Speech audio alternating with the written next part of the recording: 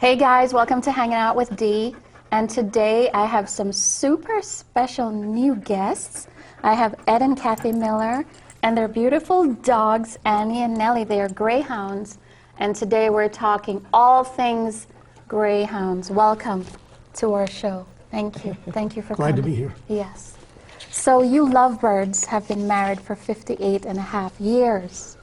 Yes? Yes. What is the secret to your success in marriage? Be patient Yeah, and treat the next person like you would want to be treated. yeah, that's beautiful. How did you meet? We met at a church dance. Yes. I had just gotten out of the Air Force after 4 years, and my cousin took me to a church dance down in Manhattan. Yeah. And like the Red Sea parted, the dance floor parted, she was standing on the other side. And you were like, my love is going I forth. just went right across the dance floor Oh, that's so sweet. after the dance, and that ended my dating career forever. He didn't know what he was getting into. You didn't know? I So went it from was one like, commanding officer to another commanding yes, officer in she's 3 your months. commanding officer. That's too funny. That's beautiful. And what did you feel the same way when you saw him? Oh, yeah. I thought he was nice naturally, but, you know, I didn't take it that seriously because you dance with a lot of people and you never see them again, whatever. Yes, yes. But he was different. Yeah, that's so beautiful. So beautiful. And you served in the Korean War. Yeah. Thanks for your service. Oh, thank you. Well, glad to do it. Yeah. So why did you start taking care of and rescuing greyhounds? What got you into it? Well, we've always had dogs all our married life, dogs and cats. And back in 1997, we went to the Big E Fair. We met a group there, who was a Greyhound rescue group. Yeah. And we talked to them for about an hour, and we just fell in love with the dogs. Yeah. But we've had 2 older dogs, so we didn't do anything then. 2 years later, when one of the dogs passed away, we decided to adopt a Greyhound. Yes. And we couldn't find out where to get one because nobody knew anything about them. And we didn't know there was a track in Bridgeport.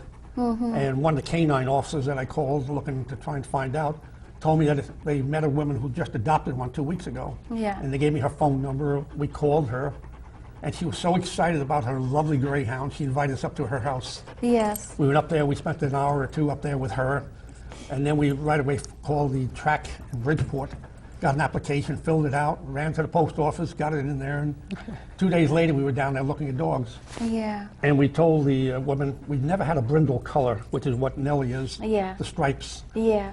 So we wanted the brindle, so we went down there, we looked at about 5 or 6 different dogs, and there was one fawn-colored one, which is what Annie is, Yes. who wouldn't come out of the crate. He was so scared. Yes. So it was an afterthought. We said, well, why don't you try and get her out?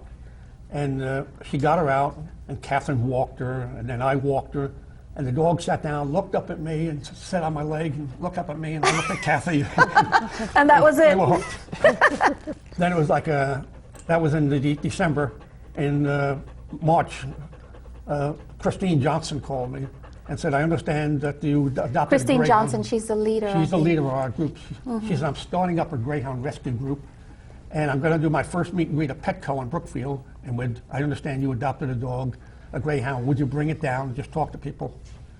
And we did, and we just fell in love, with the group. Then it was a small group. There was only about 4 of us there, handing out brochures, talking to anybody about Greyhounds. And then there was going to be another meet and greet next week, so we went to that one, and another one the week after, another one the week after. Yeah.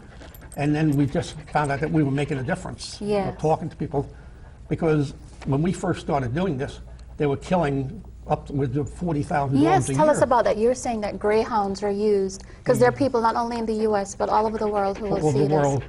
So you're we're- saying that greyhounds are used as racing dogs? Racing. In Spain, they use them for hunting. Really? And then you're saying that they put them down They put after them down. When we first started 16 years ago, April 29th of 2000, Kathy's birthday, is when we did our first meet and greet. Oh, that's so cool. And we just found out we were making a difference, and they were killing about 40,000 dogs a year Oh my, why do they kill them? because they have no place to go. It's an expense. To them, it's just inventory. If inventory doesn't make money, it has to go, and they have no place to put it.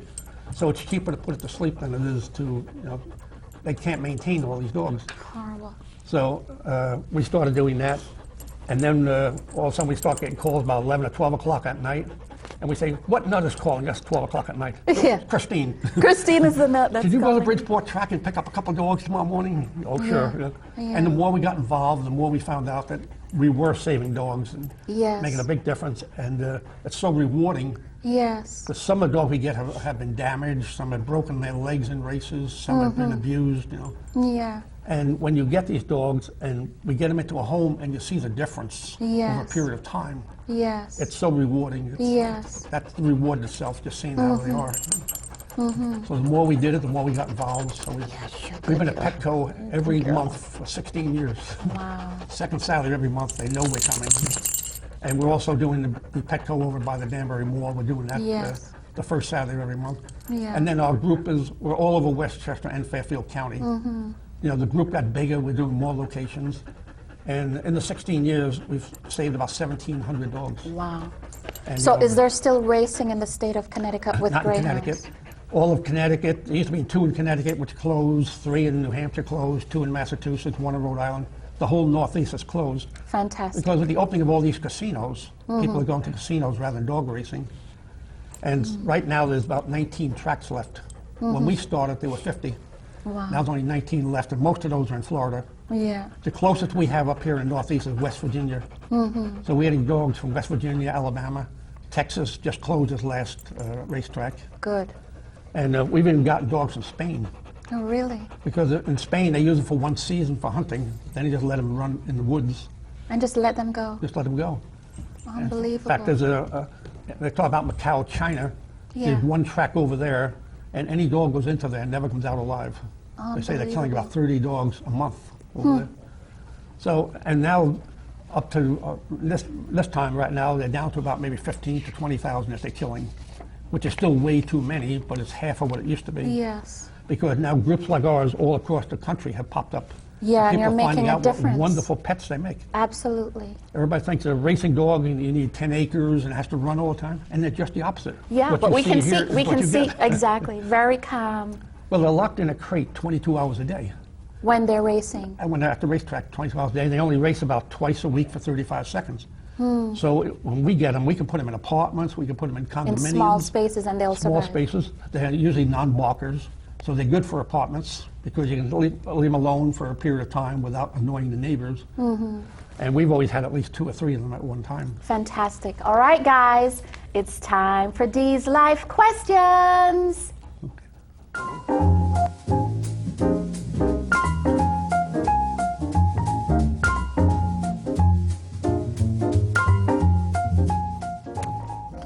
Okay, what do you know for sure?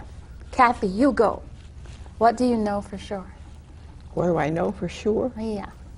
Well, What's unshakable for you? yeah, I don't know. Well, I'm just happy to see that there are more people being aware of the way animals are being treated, not Yeah. just greyhounds, all animals. All animals. And that upsets me a bit because I see no reason for them to do things like that because the animals have no way of taking care of themselves. Yes. And they're always so loyal to their families when they have a home Yeah. that they don't deserve that kind of treatment. So I'd like to see more people Yeah. think of them kindly. Yes, that's beautiful, Kathy. What do you have to say, Ed? You said what you knew for sure was your faith. My faith and how good God has been to us all these years. Yes. You know, I look at all the families that are breaking up, the divorces and all that kind of stuff. And Kathy has never thought of divorce. She thought of murder. She thought of murder. Murder and a lot of I times love she it thought when you about say that. But God has been so good to us. We've had a wonderful marriage, and I think I told you I have my 3 basic rules. You know, Yeah. we never lose our sense of humor. Yes. I'd never say something you don't want to come back to bite you later down on, Yes. because women have long memories. Very long. Very long. Very Every long. stupid thing us men ever said. Yes, we have a file. Yes. And then the third one ties in with that is start the brain before the mouth. You know? What does that mean? Start the brain before the mouth. Well, start thinking about what you're going to say before you say it. Because once you say it, it's out there. You know, you can Absolutely. apologize 100 times, but you said it, you know. Absolutely. And the women have a file cabinet up here We with everything have in a there. file cabinet. Absolutely. Alphabetically sorted based on what happened. That's beautiful. That's beautiful. So Kathy, you are going through cancer right now. How do you find your strength I'm so happy that you're here. I know you're going through a lot physically. As long as I have my wheelchair that I can get Yes, I'm around so better happy than that in the you're house. here. Yes. And from what I've heard, because I don't remember a lot what was happening, that I've improved a lot since I started my problems. Yeah. So that gives me a little bit of encouragement. So to the doctors say, think that you're doing yeah, well. It's every time I go to the doctor, they seem to have a better report for prognosis. me. Yeah. Thank God. So how do you find strength? I know your pastor comes by every week. right. Yeah. Yeah, he's nice enough to stop at our house. And little by little, I think I'm doing more, but sometimes I don't even think about it. I just do it. But it's a while yet before I can say that I can do the way I should be doing things. But whatever improvement I have, I'm happy about it. Absolutely. And Ed is such a faithful, wonderful husband. When I met with you, he's everything. Last year in February, I don't think she was going to be around in March and April because that's how bad she was. Yes. And she, 6 of the worst years of my life was this year when she was in the hospital, she was in rehab and stuff like that, and being alone. Yes. Now, I found out why women outlive men. Because you can't leave us alone because we'll get in We trouble. can't. Do we have a stove? Which is the washer? Which is the dryer? You don't know we what need to somebody do. to answer all these questions. He's learned a lot. He's learned a lot. Yeah. But she has improved tremendously over the past year. Yeah. What's the name of your pastor? Because I have a good nurse. Father Sean Cutler. Shout out to Father Sean. I know Cutler, you. he's at St. Marguerite's Parish in Brookfield. Yes, he comes by every Monday. He comes by every Monday and brings Catherine communion the and Eucharist everything. and spends some time with us. And, Yes. and there are so many people at church praying for us. Yes, beautiful. And that's where we attribute her improvement to all the people who have been praying for us. Absolutely. Absolutely. I always say nobody is sick by themselves. Everybody is involved in it. Absolutely. Absolutely. Wonderful. All right, guys, it's time for I Don't Like That Man.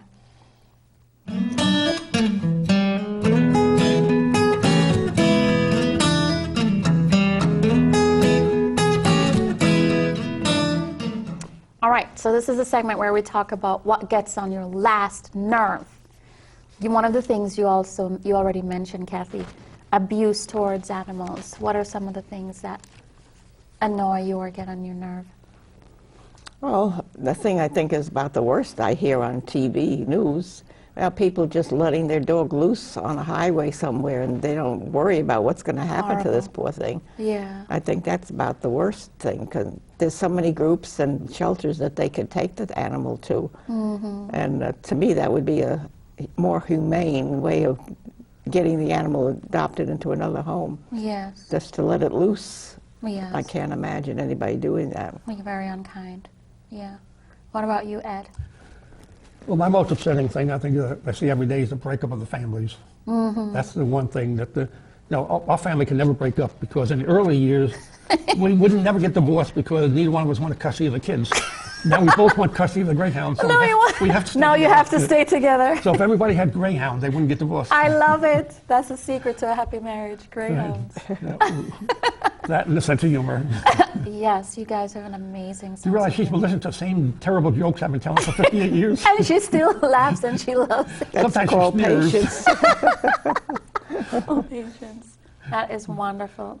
You said, Kathy, you said something about throwing all your problems in a bucket with the other people's problems. Yeah, I tell the family every now and then, I haven't thought about this in years, but my grandmother always used to mention that if you took your problems and put them all in a basket and you listened to them, you'd pick out your problem instead. Yes, because everybody I is can going agree through. with that. Absolutely, absolutely. That's very wise. All right, guys, it's time for What in the World?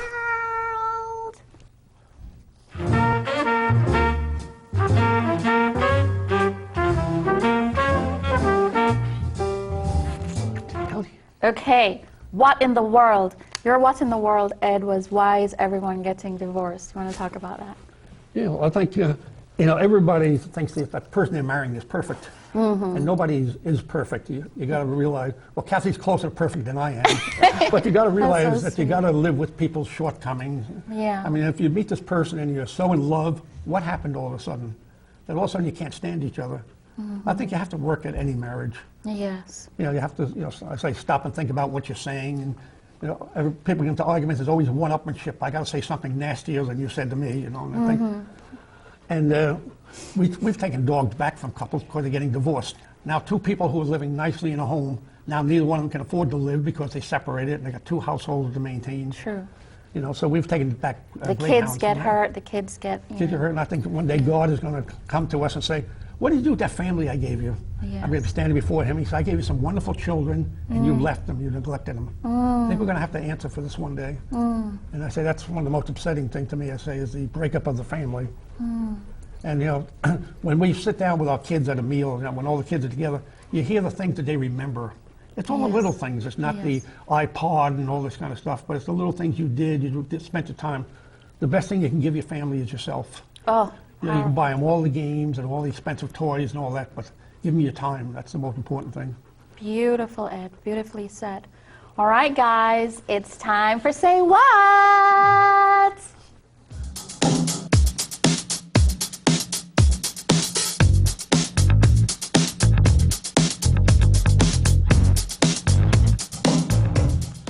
All right, guys, it's time for Say What. You know, this is a segment in the program where our experts in an area teach us a little bit of something and leave something with us before they go. All right, let's throw up the graphic, Dylan. All about greyhounds. Let's go to the first graphic. You said greyhounds are couch potatoes. What does that mean? What you see. They never met a couch they didn't like. They're very calm. They lie down and sleep a lot. They sleep a lot. They want to be with you. No matter what you do, they want to be with you. You know, they love to go, just pick up the car keys and they're ready to go. And they give you so much love.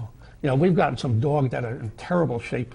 And you just give them love and attention and they just change. We've gotten abused dogs, injured dogs. Yes. And they just come out of it. You know, they don't worry like us. I got a headache last week and I'm still talking about it. Yeah, they move on. They have a broken leg and you fix it up and then they run around the backyard. You know? Yes. So. Fantastic. Next point there on that same graphic. You said that greyhounds can't climb stairs.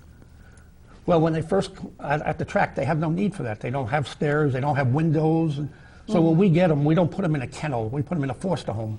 And we start teaching them this. Like it took her about 3 or 4 days to learn to go up the stairs in our house. It took her 2 days. So we teach them all these things. Everything is brand new to them. Yeah. So they learn very quickly to go up the stairs. Yeah. So you're saying this is because of the abuse they face in their Well, they life. don't have stairs at the track. They're just at the track. They run and then they're kept in crates. The crates They run you got their about rates. 60 dogs in crates stacked too high. In every kennel, there's at least 60 to 80 dogs in a kennel. And they're locked there 22 hours a day. Oh my God. And they let them out to go to the bathroom about 4 times a day, get a drink of water. So everything is new, so that's why So we they put them in never a know foster how to home. do those things. Yeah. Because it's not like if you have a golden retriever or a lab, you know what the personality is going to be. Yeah. With greyhounds, it's different because everyone is different. Yeah. Like she's more quiet and laid down. This one here runs around the house like she thinks she's a deer. She leaps, you give her a cookie, the greatest thing in the world. She leaps, and she loves her toys. Yeah. Where's Nellie? Squeak, squeak, squeak. You know, she's over there. You know. Yeah. Wonderful. But that's why we put them in foster homes, to learn the personality. Who's good with cats? Who's good with dogs? Who's good with other kids? So, and then that way, when we do the application, we know what dog to put in what family. Got it. All right, let's go to some pictures. What do we have here? We have your handsome son there standing in the front. The one in the front, that's our son. He's the chief pilot for Broward County Sheriff's Department. Wonderful. That's one of our brag pictures. Of course, you have to. It's not a greyhound. You must brag. That must be the first picture. I love it. All right, next graphic, next picture. Tell us about that picture. Kathy? That's our first greyhound that we got. Yeah. And as you can see, she's not worried about our cat. No, yes, they're very close. Yeah. And the cat's not worried about her. No, So I this love is that. how you know that they're cat safe. Yes. That was supposed to be a brindle. Yes, that was the first one. We went through about 7 dogs before we finally got a brindle. I always say it took me 11 years to get a brindle. We never got the right color, but we always got the right dog. No matter Yes. what the color was, it was the right dog. Beautiful. Next picture. More dogs here, your greyhounds with cats. So it's telling us that they're very calm dogs. Right. Yeah? A lot of them are compatible. Not all of them will we put with cats. But you know, that's why we profile every one of them in a foster home to know who's good with cats. More pictures. What do we have here? Is this a crate similar to what they would be in at the No, this is track, or- one we just used. We had a picnic. Okay. And we had the fence around just to keep them close together. That was our two of our dogs. That was Amber was our first one. Bonnie Bo was our second one. And she's a whole story in herself. Oh, wonderful. If you, next graphic may show her the way she was when we got her. Beautiful. Well, that's a Shepherd Lab mix, sleeping with the Greyhounds. Yes, so sweet. Next picture. That was Who is that beautiful lady right there? That's her. I don't recognize her. You don't recognize her. That was our first Greyhound, Amber. And that clearly was during Halloween, right? Yeah. Yes, beautiful. Well, a little after Halloween. We got her December 5th, so we're Yeah. kind of slow in taking down the decorations. Slow. We enjoy them. I love it. Next one. Oh, this was a... That's the one you saw, Bonnie Bo. Yeah. She broke her leg in a race in Florida, and they just let her lay there for 3 days. They were going to put her to sleep. And it wound up that somebody called our director, Christine, and told her about her. And we got her up here, and we had the leg operated on. Yes. And they didn't know if she was going to live or they could save the leg. They may have to take it off. But she did go through the operation. Christine took her home to nurse her back to health. Yes. And Kathleen and I kept thinking about her. In fact, we went down to the track to pick her up in Bridgeport, and we started crying when we saw her. She was in such bad shape. Oh. She couldn't stand up. They were giving her a pain injection. So after the operation, Kathleen and I decided we had more time to take care of her, so we took her home to Yeah. nurse her back to health, heal the leg, Yeah. and we wound up adopting her. Yes. And we had her for 8 years. Wonderful. And she had a whole series of things going on because she had infections from the accident, which didn't show up till later on. Till one day she let out this humongous scream, Yeah. and we rushed her down. She had 107 temperature. And Kathleen and I take turns sleeping at night. We'd have to keep ice packs on her all night long to try and So keep you her would temperature take down. turns throughout the Take turns, night? 2-hour shifts, you know. And after about 6 months, there's another picture probably coming up where you'll see her later on. Yeah, healthy. Healthy. With all her legs. And There she is. There she is, running around the backyard. Yes. But we nursed her back to health. We were just so in love with her. We called Yeah. Christine, said, "You're not getting her back. You're not She's getting her ours." back. That is As so they beautiful. say in our group, we have a special group that's called foster failures. Because they say you're going to foster it, but But when you time keep the comes, dog. yes, you can't give it up. That's why they call them potato chips. You can't have just one. Next picture. What's There this? was 8 dogs in Massachusetts. But we got a phone call. They said if these 8 dogs aren't out of here by Thursday, they're done. And by done, that means really done. So we took 4 of them. Another group took 4, and we Yeah. found homes for all 4 of these. Oh, beautiful. Beautiful. All right. What That's just greyhound is Annie that? Amber out there enjoying the snow. She loved most of these dogs love the snow. Yes. And most of them are coming from the south, so they don't know snow. Yes, so it's But they hop in, exciting. they run around, they have a great time running around the snow. And very interesting, they all wear, that's the sweaters, right? You were saying that they get cold. Yeah, they don't have a lot of body fat, so when it's 40 to 45 degrees, we put a coat on them. The one on the left is a Doberman Boxer mixed. The right on the right is a Shepherd Lab mix, and our Greyhound Amber is in the back. So you can see they get along with everybody. They don't Yes, have beautiful. not just body fat; they don't have a long coat. Like Yes. most dogs have a double layer. It's a Yeah. short coat, and then the longer fur is over that. Yes. They don't have that, Got it. so that's why they have to have. When it's 40 degrees, they have to have a coat. 40 degrees and lower, they need a Right. coat. Got it. All right. And what's this? This one, This dogs is a- coming off a plane. Yeah, Petco, that there were injured dogs in West Virginia. Petco sponsors a private plane. Yeah. They picked up these injured dogs and brought them to Danbury Airport. Yeah. That's the plane landing at Danbury Airport. That's our director carrying the dog off there. The That's dog has an Christine? injured leg. That's Christine. Yes. And so they flew into Danbury Airport, and we got them, had the leg treated, and found a home for the dogs. There were 4 dogs on the airplane. All right, let's go back to some points there that we had earlier on. You said greyhounds are quiet. They get along with other breeds, and that greyhounds can get along with cats if they're tested. Right. Yeah. Yeah, we test every one. We put a cat down in front of it. We put a muzzle on the dog. Yes. Put the cat down in front of it, see how it reacts. You know. Yeah. Ho hum, it's just another cat, you know, or a little aggressive. they're aggressive. So we just learn to see how they act with them. And we do a home visit on every application Yes. because we want to see what the circumstances are.